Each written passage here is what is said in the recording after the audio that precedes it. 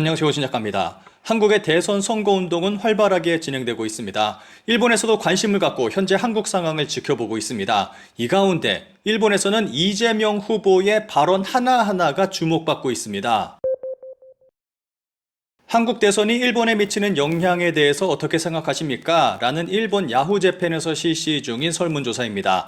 일본에 영향이 있다라고 답한 사람은 50%가 넘습니다. 반면 영향이 없다라고 답한 사람은 46% 정도 됩니다. 영향이 있다라고 답한 사람과 없다라고 답한 사람의 비율이 비슷하게 나타나고 있습니다. 그런데 한일 관계를 생각해보면 양국 간의 정치는 서로 크게 영향을 미치는 것은 사실입니다.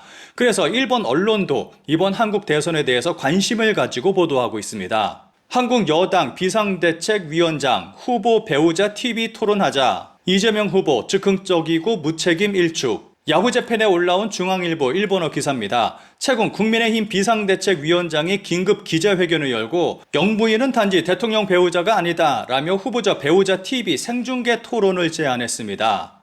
그러면서 대통령 배우자는 국민과 가장 가까운 자리에 서 있는 공인이라면서 때로는 사회적 약자, 소외된 이들을 향한 배려, 공감 메시지를 전달하는 상징적 역할도 수행했고 국가 정책에 영향을 미치기도 한다 라고 말했습니다. 한국 국내에서도 여러 말들이 나오고 있는 발언으로 이에 대한 일본 네티즌들의 반응을 짧게 살펴보겠습니다. 기사에 댓글이 몇 개 안 달렸는데 그 몇 개 안 달린 댓글이 모두 한결같습니다. 아무래도 이건 무리잖아요. 딱히 배우자를 뽑는 선거가 아니니까요. 시시한 발상만 샘솟는군요. 정말 형편없네요. 윤짱으로 마비돼서 희미한 기대를 안고 친일이라든가 한일 우호를 말하는 분들은 눈을 뜨고 이웃나라의 현실을 받아들여야 합니다. 결국 이렇습니다. 옛날부터 그랬어요. 처음으로 이재명에게 한 표.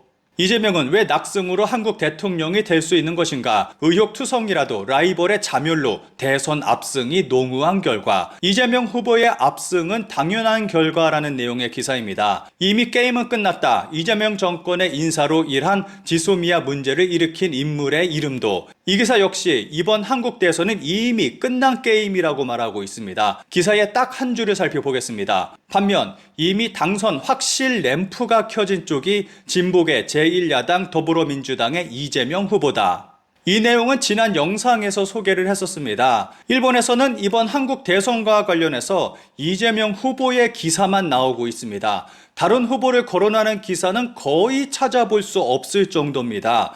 이런 상황에서 대선 후보들의 지지율 관련 일본 반응이 굉장히 재밌습니다. 이재명 후보 51%, 1987년 이후 한국 대통령 선거 직전 지지율 역대 최고치. 현재 이재명 후보의 지지율은 50%를 넘으며 압도적 선두를 차지하고 있습니다. 이는 1987년 이후 대통령 선거 전 지지율로는 역대 최고치입니다. 이와 관련해서는 일본에서도 여러 기사가 나오고 있습니다. 관련 기사와 커뮤니티에 올라온 일본 네티즌들의 반응을 짧게 살펴보겠습니다. 그런데 이 반응이 재밌습니다. 일본인에게는 위화감밖에 안 된다. 직전 지지율로 역대 최고치인데 한국인 중에는 일본인이 싫어하는 이재명을 대통령으로 만들자라는 사람도 있을지도 모르겠네요. 중국과 대만 문제에 대한 이 후보의 발언에 미국으로부터 진을이 붙는 목소리가 나오기 시작한 것 같습니다. 정말로 51%? 미디어도 조작할 수 있고 사법도 장악하는 사람이니까 앞으로 한국이 어떻게 될지 국민의 자유와 언론의 자유를 빼앗지 말고 일본과도 변함없는 관계를 맺었으면 좋겠다. 대통령이 되면 자기가 천하가 아니라 나라를 짊어지고 있다는 것을 잊지 말기를. 선거가 걱정됩니다. 절반 이상이 이 사람이 대통령이 되는 것을 지지하고 있다. 이상하기 짝이 없다. 한국의 여론조사 정말 정확한 건가? 대구에서 이재명 지지율 51%. 이것도 일본을 의식한 결과인 것 같은 생각이 든다. 대구에서 51%면 그의 고향 안동과 자신의 지역구 인천에서는 더 오를까? 김문수가 누구야? 대일 정책은 윤 같은 느낌인 거야? 어느 쪽이 반일이고 어느 쪽이 초반일인 거야?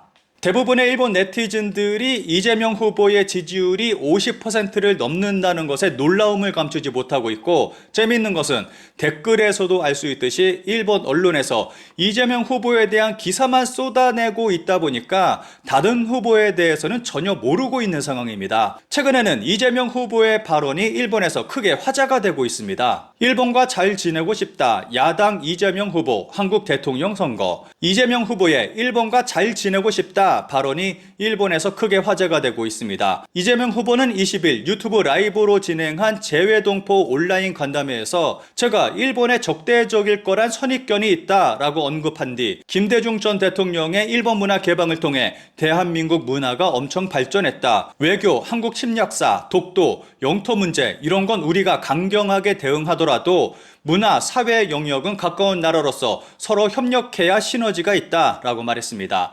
이어서 민간 교류로 일본과 경제적 협력하는 게 얼마나 중요한가. 그런데 그걸 지금 오해하고 있다. 저 진짜 일본하고 잘 지내고 싶다라고 발언했습니다. 그리고 저는 일본 국민들의 매우 호감을 갖고 있다. 일본 여행을 몇 번 가본 결과로는 정말 겸손하고 상냥하고 열심히 살고 검소하고 정말 배울 게 많은 국민들이라면서 일본 정치와 일본 국민은 다르다라고 덧붙였습니다. 그러니까 요약하자면 과거사와 독도 문제 등에 있어서는 강경하게 대응하겠지만 문화교류나 한일 협력 분야에 대해서는 매우 적극적이고 개방적일 것이다 라는 것입니다.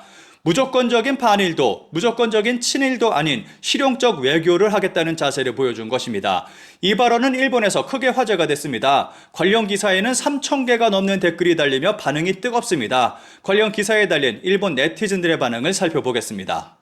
윤석열 전 대통령은 자유민주주의와 인권을 내건 가치 외교를 펼치면서 일본과의 관계를 극적으로 개선했다. 북한과의 공통점을 찾는 민족주의나 과거사 문제보다 지금 현재 어떤 가치를 누구와 공유하고 지켜야 하는가를 중시한 것이다. 반면 이재명 씨가 이끄는 더불어민주당은 실용주의를 내세우고 있다. 이익이 된다면 북한, 중국, 러시아와의 관계도 개선해야 한다는 것이다. 이를 액면 그대로 받아들인다면 이재명 씨가 대통령이 되더라도 실용적 관점에서 대일 관계를 악화시키지 않을지도 모른다. 그러나 그가 말하는 실용주의가 이재명 자신과 더불어민주당의 이익을 우선시할 경우 필요시 언제든 반일로 치달을 것이다. 일본과 잘 지내고 싶다. 또 마음에도 없는 말을 일본을 뼛속까지 이용하고 싶다를 잘못 말한 거겠죠. 그래도 현 정권, 특히 총리는 믿어도 이상하지 않기 때문에 참의원 선거까지 있을지도 모르는 이 사람과의 교류가 정말 불안합니다. 역사 문제, 영토 문제에서는 잘못된 부분을 인정하지 않지만 일본과 사이좋게 지내고 싶다는 것은 모순만 두드러져 자국에서도 지지로 이어진다고 보기 어렵습니다. 대만 유사시나 북러 접근 등 일본과 연계에 임해야 할 문제가 있는 가운데 한국은 지금까지의 외교 방침을 근본적으로 전환해 나가는 기로에 서 있을지도 모릅니다. 그러한 각오가 있는 정치인에 의해 향후 일한 관계가 형성되어 가기를 바랍니다. 이번 한국 대선에 대해 일본 언론의 보도는 너무 비정상적이다. 몇몇 잡지가 이재명의 무서운 이력과 상권 분립을 종료시키려는 야당의 말도 안 되는 법 개정 소동을 보도하고 있다. 그러나 신문은 일제히 보도하지 않는 상태다. 북한과 일본을 가르는 완충지대여야 할 나라가 민주주의를 포기하려 하고 있다. 좌우를 막론하고 이웃나라의 대사를 보도하지 않는 일본의 미디어에 공포를 느낀다. 일본의 민주주의는 생각보다 취약한 것 같다. 역사 문제와 타케시마로 대항한다면 일본과의 관계는 절대로 좋아질 수 없다. 잘도 그런 거짓말을 아무렇지도 않게 할 수 있는 사람이다. 일본 정부는 시시비비하고 의연한 대응을 해주기 바란다. 적대적인 건 일본의 오해가 아니라 정답.